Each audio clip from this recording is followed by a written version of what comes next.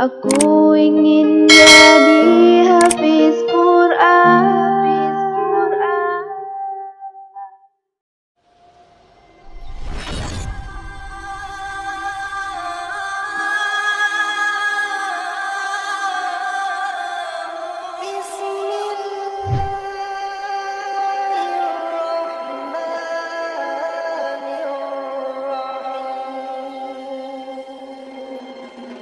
Assalamualaikum warahmatullahi wabarakatuh, sahabat Quran semuanya.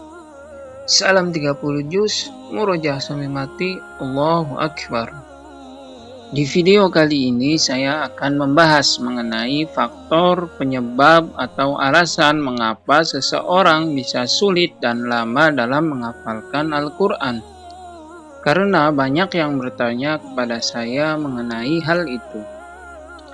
Sebenarnya ada banyak sekali faktor dan penyebab mengapa seseorang bisa mudah dan sulit dalam menghafalkan Al-Quran, yaitu diantaranya ada dua faktor.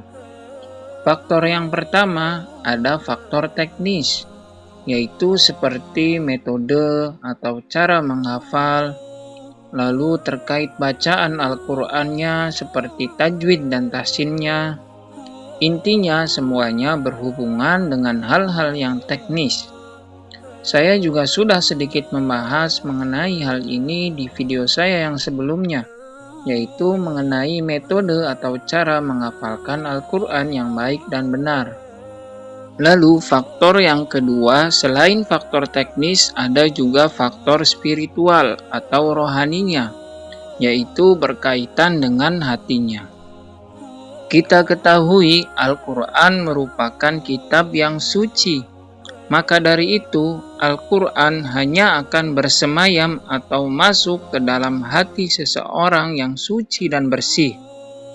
Jadi tidak mungkin Al-Quran bersemayam di orang-orang yang hatinya kotor, sering berbuat dosa dan maksiat. Saya beri contoh perumpamaannya seperti tanah yang tandus, tidak akan menumbuhkan pohon, sekalipun hujan turun di atasnya 1000 kali, karena pohon hanya akan tumbuh di atas tanah yang potensial untuk menerima tetesan hujan yang menumbuhkan. Demikian pula hati dan jiwa manusia, ia tidak akan bisa menerima Al-Quran yang suci selagi dirinya belum dibersihkan dari segala kekerasan dan penyakit hatinya. Nah, hal ini merupakan kaidah yang sangat penting yang perlu kita ketahui sebagai seorang penghafal Al-Quran. Tapi mungkin sebagian dari sahabat Quran ada yang bertanya-tanya, mengapa ada seorang penghafal Al-Quran yang masih sering berbuat dosa dan maksiat? Contohnya seperti berpacaran atau berkomunikasi dengan yang bukan mahramnya.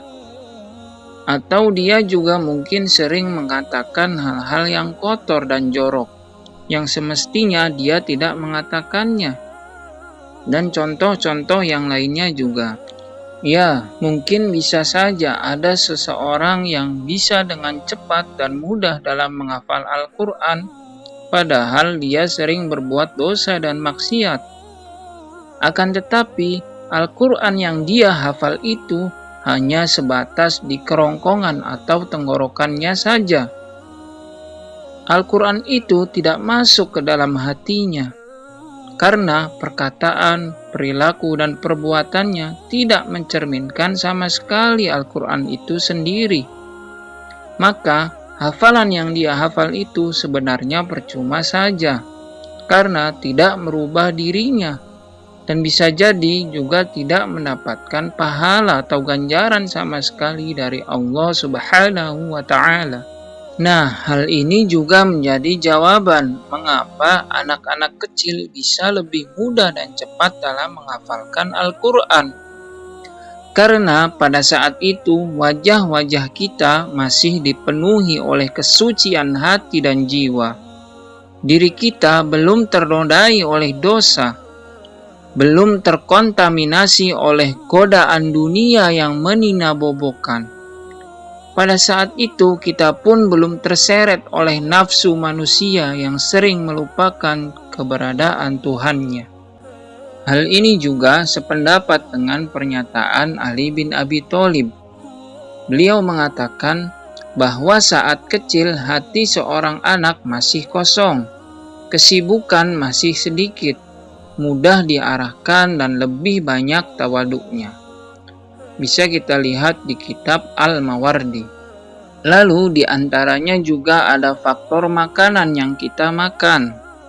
Kita tidak tahu sejak kecil hingga dewasa apakah kita diberi makan oleh orang tua kita makanan yang benar-benar halalan thayyiban, atau malah makanan yang syubhat, atau bahkan makanan yang haram, atau didapatkan juga dengan cara yang haram. Kita tidak tahu, apalagi di zaman sekarang sangat rawan sekali makanan yang haram, karena ada banyak makanan yang syubhat. Maka dari itu, anak-anak kecil bisa lebih mudah dalam menghafalkan Al-Quran, karena makanan yang masuk ke dalam tubuh mereka belum terlalu banyak. Jadi, makanan juga merupakan faktor yang berpengaruh dalam menghafal dan mempelajari Al-Quran. Maka dari itu juga bagi para orang tua hendaknya mendukung anak-anaknya untuk menghafalkan dan mempelajari Al-Quran. Jangan pernah berpikir hal itu dapat membebani anak-anak yang masih kecil, karena banyak para orang tua yang justru merasa kasihan apabila anaknya menghafalkan Al-Quran, disebabkan karena usianya yang masih kecil. Padahal, pada usia itulah yang paling bagus untuk menghafal dan mempelajari Al-Quran. Imam Syuyuti juga mengatakan, perumpamaan seorang yang menuntut ilmu sejak kecil bagaikan mengukir di atas batu, dan perumpamaan seorang yang menuntut ilmu saat usia tua bagaikan menulis di atas air. Bisa dilihat di kitab Imam Syuyuti. Meskipun seperti itu, bukan berarti menghafal saat dewasa atau tua tidak bisa. Tetapi kecepatan dan kemampuan menghafal anak-anak dan orang dewasa memiliki perbedaan yang signifikan. Karena Allah Subhanahu wa Ta'ala juga sudah menjamin dan menjelaskannya di dalam Al-Quran. Bahkan hingga 4 kali atau 4 ayat Allah menyebutkannya di dalam surat Al-Qamar, yaitu walaqad yassarnal Qur'ana lidzikri fahal mim muddakir. Tafsir dari ayat tersebut di dalam kitab Tafsir Al-Muyassar, yaitu sungguh kami telah memudahkan lafaz Al-Quran untuk dibaca dan dihafal, serta memudahkan makna-maknanya untuk dipahami dan direnungkan bagi siapa yang ingin memahami dan mengambil pelajaran. Adakah orang yang mengambil pelajaran? Sementara itu, dari tafsir Ibnu Katsir menafsirkan ayat Taisir Al-Quran ini, yaitu Allah telah memudahkan Al-Quran dari sisi lafal dan maknanya bagi manusia yang ingin mengingat-ingatnya. Maka adakah orang yang mau mengambil pelajaran dengan Al-Quran yang telah Allah mudahkan menghafal-hafal dan memahami maknanya? Akan tetapi untuk mendapatkan kemudahan itu kita juga harus ada ikhtiar atau upaya dalam rangka menjemput hidayah yang dimudahkan oleh Allah Subhanahu wa Ta'ala.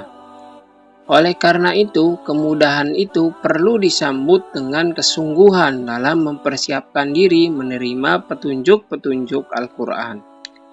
Dan yang harus kita lakukan terlebih dahulu, yaitu benar-benar mengimani ayat tersebut. Karena biasanya justru penyebab merasa sulit itu karena di diri kita sendiri yang tidak yakin dengan ayat itu. Hingga kita malah menyalahkan Al-Quran, bahkan menyalahkan Allah Subhanahu wa Ta'ala. Padahal Allah tidak pernah salah dan tidak pernah bohong. apalagi mengingkari janji-janjinya yang disebutkan di dalam Al-Quranul Karim. Karena saya sering sekali mendengar keluhan seperti, ini mah ayatnya panjang-panjang, ayatnya pendek-pendek, ayat-ayatnya susah-susah, kata-katanya asing, seolah-olah yang disalahkan itu malah Al-Qur'annya. Padahal yang harusnya disalahkan itu ya di diri kita sendiri. Kita harus introspeksi diri mengapa bisa seperti itu, bukan malah menyalahkan Al-Qur'annya. Bisa jadi diri kita yang memang belum pantas. Kita perbaiki terlebih dahulu mindset kita. Kita harus menanamkan di pikiran kita bahwa Al-Quran itu mudah. Ayat-ayatnya pun mudah. Semuanya mudah. Tidak ada yang sulit sedikit pun. Saya pasti bisa menghafal Al-Quran 30 juz. Jadi intinya semua orang dan semua usia tetap bisa menghafalkan Al-Quran. Karena justru dengan menghafalkan Al-Quran, hati kita lama-kelamaan menjadi bersih dan suci. Maka jangan pernah berpikir, kita yang menganggap diri kita sendiri memiliki hati yang kotor, karena banyak dosa dan banyak maksiat, sehingga tidak bisa menghafal dan mempelajari Al-Quran. Karena justru dengan kita menghafalkan Al-Quran, dengan sering membaca Al-Quran, meskipun tidak hafal-hafal, tapi dengan sering membacanya saja sudah mendapatkan banyak pahala. Memang butuh proses, mungkin 1 tahun, 2 tahun, dan seterusnya. Lama-kelamaan hati kita akan semakin bersih dan suci. Semakin lama kita menghafalkan Al-Quran, semakin banyak kita membaca Al-Quran, hati kita pun akan menjadi lebih bersih dan suci. Lama-kelamaan kita juga bisa mudah menghafal dan bisa menjadi hafidz Al-Quran 30 juz.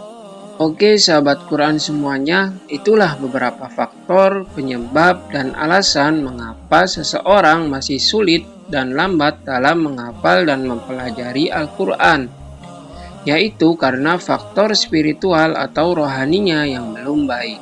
Nah, sebenarnya faktor teknis juga biasanya akan mengikuti apabila faktor spiritual kita sudah bagus.